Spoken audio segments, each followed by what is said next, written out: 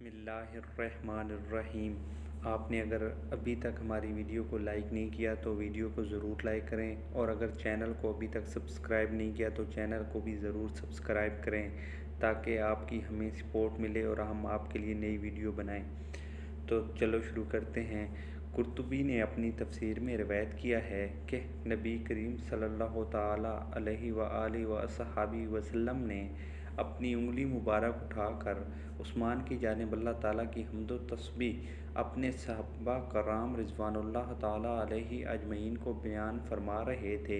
اسی وقت رب تعالیٰ کی قدرت کو جوش آیا اور فوراً حضرت جبرائیل علیہ السلام حضور اقدس صلی اللہ تعالیٰ علیہ وسلم کی خدمت اقدس میں حاضر ہوئے اور کہا، حق تعالیٰ آپ کو سلام فرماتا ہے اور ارشاد کیا ہے کہ آپ کی امت میں سے کوئی بھی ابن آدم گناہوں سے لت پت ہو کہ اگر اس عمل کا اہتمام کرتا ہے تو اس کے لیے بے انتہا فرشتے تعظیمہ عثمان سے اترتے ہیں اور اس کے واسطے تمام فرشتے استغفار کرتے ہیں، جس کے لیے ملائکہ استغفار کرتے ہوں اس کے تمام گناہ مٹا دوں گا۔ عذاب دینے والے فرشتوں کے ہاتھ میں ان کے نامہ اعمال پر اجر و ثواب لکھ دوں گا۔ اے ابن آدم، تو نے یہ عمل کیا، روز محشر اپنے عرش کا سایہ عطا کروں گا اور ان کے اہل عیال کو بھی بخش دوں گا۔ وہ عمل بسم اللہ الرحمن الرحیم۔ السلام علیکم ورحمۃ اللہ۔ محترم ناظرین، میں ایک شخص رہتا تھا نجران میں، اس کا نام فیمون تھا۔ وہ دین عیسوی پر سختی سے کاربند تھا۔ وہ پاک باز اور مستجاب الدعوات تھا۔ وہ ایک گاؤں سے دوسرے گاؤں تک عازم سفر رہتا تھا۔ جس گاؤں میں اس کی شہرت ہو جاتی وہ وہاں سے نکل جاتا اور کسی ایک گاؤں کو مسکن بنا لیتا جہاں کوئی شخص اس کا آشنا نہ ہوتا۔ وہ صرف اپنے ہاتھ کی کمائی کھاتا۔ وہ معمار تھا اور اتوار کی حد درجہ تعظیم کرتا تھا۔ اتوار کے دن وہ اپنے کام کاج ترک کر دیتا، جنگل کی طرف نکل جاتا اور سارا دن عبادت میں مشغول رہتا۔ ایک دفعہ وہ شام کے ایک گاؤں میں گیا، وہاں چھپ کر اپنے کام میں مصروف ہو گیا۔ ایک دن ایک شخص اس کے راز کو پا گیا۔ اس شخص کا نام تھا صالح۔ فیمون کا کردار دیکھا وہ اس سے انتہائی محبت کرنے لگا۔ وہ جہاں جاتا یہ بھی اس کے پیچھے پیچھے چلا جاتا، لیکن فیمون کو اس کی کوئی خبر نہ تھی۔ ایک دفعہ اتوار کے روز وہ حسب معمول جنگل میں چلا گیا۔ صالح بھی بڑی رازداری سے اس کے پیچھے پیچھے تھا۔ وہ اس جگہ بیٹھا تھا جہاں وہ فیمون کو اچھی طرح دیکھ سکتا تھا۔ فیمون کھڑے ہو کر نماز پڑھنے لگا۔ دوران نماز اس کی طرف ایک ساز سرا سانپ آیا۔ فیمون نے اس کے لیے بد دعا کی اور وہ وہیں ڈھیر ہو گیا۔ جب صالح نے سانپ دیکھا تو اسے معلوم نہ ہو سکا کہ اس کا کام تمام ہو چکا ہے۔ وہ چلایا، اے فیمون، سارا سانپ آپ کی طرف آ رہا ہے، لیکن فیمون نے اس کی طرف کوئی توجہ نہ دی اور اپنی نماز میں مشغول رہا۔ جب شام کو گھر واپس آیا تو اسے معلوم ہوا کہ اس کا راز افشاں ہو چکا ہے اور صالح اس کی اس کرامت سے آگاہ ہو چکا ہے۔ صالح نے اس سے کہا، اے فیمون، کیا تجھے علم ہے کہ میں تجھے ہر چیز سے زیادہ چاہتا ہوں؟ تم جہاں بھی جاؤ میں تمہاری رفاقت میں رہتا ہوں۔ فیمون نے کہا، تجھے معلوم ہو چکا ہے کہ میری زندگی کتنی دشوار ہے۔ اگر تجھے یہ مشکل راہ پسند ہے تو پھر تجھے میرے ساتھ رہنے کی اجازت ہے۔ اب صالح اس مرد درویش کے ساتھ رہنے لگا۔ تمام گاؤں اس کی کرامات کو جان چکا تھا۔ جب وہ کسی بیمار کے لیے دعا کرتا تو اللہ تعالیٰ اسے فوراً شفا یاب کر دیتے۔ اس گاؤں کے ایک شخص کا بیٹا نابینا تھا۔ اس نے فیمون کے متعلق دریافت کیا۔ لوگوں نے اسے بتایا کہ وہ کس کی دعوت قبول نہیں کرتا۔ وہ ایک معمار ہے جو اجرت پر لوگوں کے گھر بناتا ہے۔ وہ شخص اپنے گھر گیا اور اپنے بیٹے کو بستر پر لٹایا اور اس پر چادر اوڑھ دی۔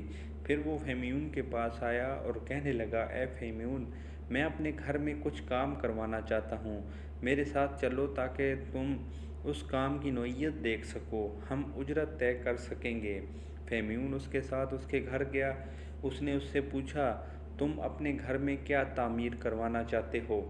تو اس شخص نے کہا، فلاں فلاں چیز۔ اس نے اچانک اپنے بیٹے کے منہ پر کپڑا ہٹایا اور کہنے لگا، اے فیمون، اللہ کا یہ بندہ کتنی تکلیف میں مبتلا ہے۔ اس کے لیے دعا کرو۔ فہمیون نے اس کے لیے دعا کی اور وہ لڑکا فوراً کھڑا ہو گیا۔ ایسے محسوس ہوتا تھا کہ اس سے کوئی تکلیف ہی نہیں ہے۔ جب فہمیون کو علم ہو گیا کہ وہ اس گاؤں میں خاصاً مشہور ہو چکا ہے تو اس نے وہ گاؤں بھی چھوڑ دیا۔ صالح بھی اس کے ساتھ تھا۔ جب وہ شام کے علاقے میں محو سفر تھے تو وہ ایک بہت بڑے درخت کے پاس سے گزرے۔ وہاں سے ایک شخص نے آواز دی، اے فہمیون! فہمیون نے کہا، ہاں۔ اس شخص نے کہا، میں عرصہ دراز سے تمہارا منتظر ہوں۔ آج طویل مدت میں نے تمہاری آواز سنی ہے۔ اب تم یہیں ٹھہر جاؤ کیونکہ میری موت کا وقت قریب ہے۔ یہ کہہ کر وہ شخص مر گیا۔ فہمیون نے اس کی نماز جنازہ ادا کی اور پھر اپنے سفر پر رواں دواں ہو گیا۔ صالح بھی اس کے ساتھ ہمراہ تھا، اس کے ساتھ تھا۔ جب وہ سرزمین عرب پر عازم سفر تھے تو ایک قافلے نے انہیں گرفتار کر لیا اور نجران جا کر انہیں فروخت کر دیا۔ اس وقت اہل نجران بھی اصنام پرست تھے۔ وہ ایک بلند و بالا کھجور کی پوجا کرتے تھے۔ ہر سال اس کے لیے عید مناتے۔ عید کے دن کھجور کو عمدہ کپڑے پہناتے، زیورات سے آراستہ کرتے، پھر اس کے سامنے سارا دن اعتکاف کرتے۔ اہل نجران میں سے ایک امیر شخص نے فہمیون کو خرید لیا، جبکہ صالح کو ایک اور شخص نے خرید لیا۔ رات کے وقت جب فہمیون اپنے کمرہ میں نماز ادا کرتا تو اس کے کمرہ نور سے روشن ہو جاتا۔ وہ کمرہ صبح تک اجالوں سے بھرا رہتا۔ جب اس کی آقا نے اس کی یہ عجیب کیفیت دیکھی تو اس نے اس کے دین کے متعلق سوال کیا۔ فہمیون نے اسے اپنے دین کے متعلق بتایا کہ تمہارا یہ دین باطل ہے۔ کھجور کا درخت نہ نفع دے سکتا ہے نہ نقصان۔ میرا معبود واحد لا شریک ہے۔ اگر میں اپنے رب سے اس کھجور کے لیے دعا کروں تو وہ فوراً اسے نیست و نابود کر دے۔ آقا نے کہا، تم بد دعا کرو، اگر یہ کھجور گر پڑی تو تمہارے دین کی اختیار کریں گے ہم تمہارے دین کو۔ فہمیون نے وضو کیا، 2 رکعت نماز ادا کی، پھر بحرگاہ ربویت میں اس کھجور کے لیے بد دعا کی۔ اللہ تعالیٰ نے ایسی آندھی بھیجی جس نے اس کو جڑ سے اکھیڑ کر نیچے پھینک دیا۔ اہل نجران نے جب یہ کرامت دیکھی تو وہ فہمیون کے دین میں شامل ہو گئے اور حضرت عیسیٰ بن مریم علیہ السلام کی شریعت مطہرہ پر عمل کرنے لگے۔ اس طرح نجران میں عیسائیت کا آغاز ہوا۔ حضرت انس سے روایت ہے کہ رسول اللہ صلی اللہ علیہ وسلم نے بیان فرمایا، جب قیامت کا دن ہوگا اور سب اولین و آخرین میدان حشر میں ہوں گے تو لوگوں میں سخت اضطراب اور ازدحام کی کیفیت ہوگی۔ پس وہ لوگ یعنی اہل محشر کے کچھ نمائندے آدم علیہ السلام کی خدمت میں حاضر ہوں گے اور عرض کریں گے، اپنے رب سے ہماری سفارش کر دیجیے اور ہم اسی حالت سے چھٹکارا ملے۔ آدم علیہ السلام فرمائیں گے کہ میں اس کام کے لائق اور اس مرتبے کا نہیں ہوں، لیکن تم کو چاہیے کہ ابراہیم علیہ السلام کے پاس جاؤ، وہ اللہ کے خلیل ہیں، شاید وہ تمہارے کام آ سکیں۔ پس وہ لوگ حضرت ابراہیم علیہ السلام کی خدمت میں حاضر ہوں گے اور ان کے سامنے شفاعت کا اپنا سوال رکھیں گے۔ وہ بھی فرمائیں گے کہ میں اس کام کے لائق نہیں ہوں، لیکن تمہیں موسیٰ علیہ السلام کے پاس جانا چاہیے، وہ اللہ کے کلیم ہیں جنہیں اللہ نے بلا واسطہ اپنی ہم کلامی کا شرف بخشا ہے، شاید وہ تمہارا کام کر سکیں۔ پس وہ لوگ موسیٰ علیہ السلام کی خدمت میں حاضر ہوں گے اور اپنی وہی عرضی ان کے سامنے رکھیں گے۔ وہ بھی یہی فرمائیں گے کہ میں اس کام کے لائق نہیں ہوں، لیکن تمہیں عیسیٰ علیہ السلام کے پاس جانا چاہیے، وہ کلیم اللہ ہیں، یعنی اللہ نے ان کی انسانی پیدائش کے عام مقررہ اسباب کے بغیر صرف اپنے حکم سے پیدا کیا ہے۔ وہ ان کو غیر معمولی قسم کی روح اور روحانیت بخشی ہے۔ تم ان کی خدمت میں جاؤ، شاید وہ تمہارے حق میں اللہ تعالیٰ سے عرض کرنے کی جرأت کر سکیں۔